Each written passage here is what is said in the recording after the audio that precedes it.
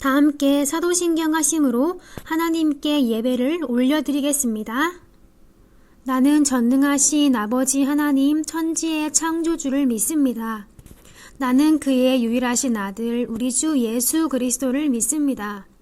그는 성령으로 잉태되어 동정녀 마리아에게서 나시고 본디오 빌라도에게 고난을 받아 십자가에 못 박혀 죽으시고 장사된 지 사흘 만에 죽은 자 가운데서 다시 살아나셨으며 하늘에 오르시어 전능하신 아버지 하나님 우편에 앉아 계시다가 거기로부터 살아있는 자와 죽은 자를 심판하러 오십니다. 나는 성령을 믿으며 거룩한 공교회와 성도의 교제와 죄를 용서받는 것과 몸의 부활과 영생을 믿습니다. 아멘. 오늘 우리에게 주신 말씀은 요한복음 21장 6절 말씀입니다. 이르시되 그물을 배 오른편에 던지라 그리하면 잡으리라 하시니 이에 던졌더니 물고기가 많아 그물을 들 수 없었더라. 아멘.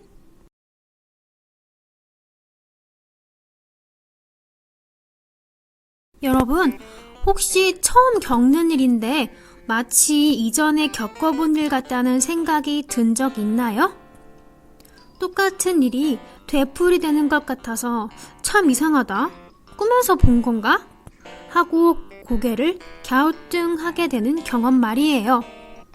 이렇게 한 번도 경험한 적이 없는 일이 이미 경험한 것처럼 익숙하게 느껴지는 것을 데자뷰라고 해요. 오늘 말씀에서도 데자뷰와 비슷한 일이 벌어지고 있어요. 대체 어떤 사건이 일어나고 있을까요? 여기는 디베랴 호수예요. 갈릴리 호수라고도 하지요. 이곳에 아주 오랜만에 보이는 얼굴들이 있어요. 바로 베드로와 제자들이에요. 갈릴리에서 어부로 살다가 예수님의 제자가 되었던 그들은 예수님이 십자가에 죽으신 뒤 다시 갈릴리로 돌아왔어요.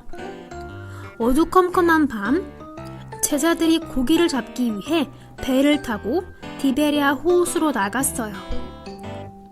낮에는 고기들이 깊은 곳으로 내려가기 때문에 밤에 고기를 잡는 것이 낮보다 훨씬 쉬웠거든요. 그들은 호수에 그물을 던졌지만 아무것도 잡지 못했어요. 오랜만에 그물을 던져서 그런가 고기가 영 안 잡히네. 제자들은 다시 그물을 던졌어요. 2번, 3번. 밤새도록 그물을 던져도 아무것도 잡히지 않았어요. 이게 무슨 일이야? 아휴, 왜 이렇게 물고기가 안 잡히지? 제자들은 밤새도록 빈 그물만 끌어올렸어요. 아휴, 오늘은 그냥 집에 가야 하나? 그렇게 포기할까 생각했던 순간 베드로와 제자들에게 무언가 익숙한 느낌이 들었어요. 분명히 이전에 비슷한 경험에 있던 것 같은데 그때가 언제였지? 제자들은 기억을 떠올려 보았어요. 어느새 아침이 밝아왔어요. 어둠이 서서히 걷히자 호숫가에 어렴풋이 한 사람의 모습이 보여요. 거리가 멀어서 얼굴은 잘 안 보이지만 따뜻한 목소리가 들려와요. 고기를 좀 잡았느냐? 아니요, 한 마리도 잡지 못했습니다. 그 사람이 다시 말했어요. 그물을 배 오른편에 던져보렴. 제자들은 대체 누구지? 궁금해하며 그물을 오른편으로 던졌어요. 제자들이 그물을 끌어올리자 밤새도록 한 마리도 잡지 못했던 물고기가 그물을 들 수 없을 정도로 가득했어요. 제자들은 온몸에 찌릿찌릿 소름이 돋는 것 같았어요. 제자 중에 한 사람이 말했어요. 주님이시다. 그 말을 들은 베드로는 배와 그물 가득 잡힌 물고기를 다 내팽개치고 바다로 첨벙첨벙 뛰어들었어요. 베드로는 육지로 헤엄쳐 갔어요. 조금이라도 빨리 예수님을 만나기 위해서였지요. 베드로를 따라 다른 제자들도 육지에 올라왔어요. 그곳에는 따뜻한 숯불이 피워져 있고 생선과 떡이 있었어요. 피곤하고 배고픈 제자들을 위해 예수님이 미리 준비해 두셨지요. 예수님은 말씀하셨어요. 와서 아침을 먹어라. 제자들은 그 누구도 예수님에게 누구냐고 묻지 않았어요. 이미 그분이 예수님이라는 걸 알고 있었거든요.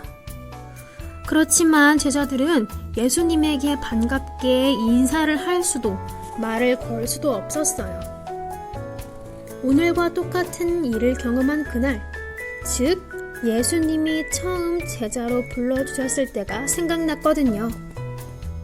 예수님은 우리가 물고기가 아닌 사람을 낚는 어부가 될 것이라고 말씀하셨는데 제자들은 아무 말도 하지 못하고 묵묵히 밥을 먹었어요. 식사를 마치고 예수님은 베드로에게 먼저 말을 거셨어요. 베드로야, 내가 이 사람들보다 나를 더 사랑하느냐? 예수님의 질문에 베드로는 대답했어요. 예수님, 제가 사랑하는 줄 예수님이 아십니다. 그러자 예수님이 이어서 말씀하셨어요. 내 어린 양을 먹이라. 예수님은 이 질문을 무려 3번이나 하셨어요.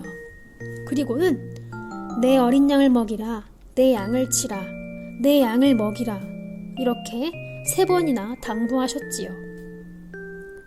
그런데 예수님은 베드로에게 왜 이렇게 3번이나 물으셨을까요? 그것은 베드로가 예수님을 모른다고 3번이나 부인한 것과 관련이 있어요. 즉 예수님은 베드로의 잘못을 덮으시고 다시 예수님을 향한 사랑을 고백하게 하심으로써 베드로를 제자로 다시 세워주신 거예요. 그리고 내 양을 먹이라 하고 사명을 주셨지요. 예수님의 말씀하신 양은 사람들을 의미해요.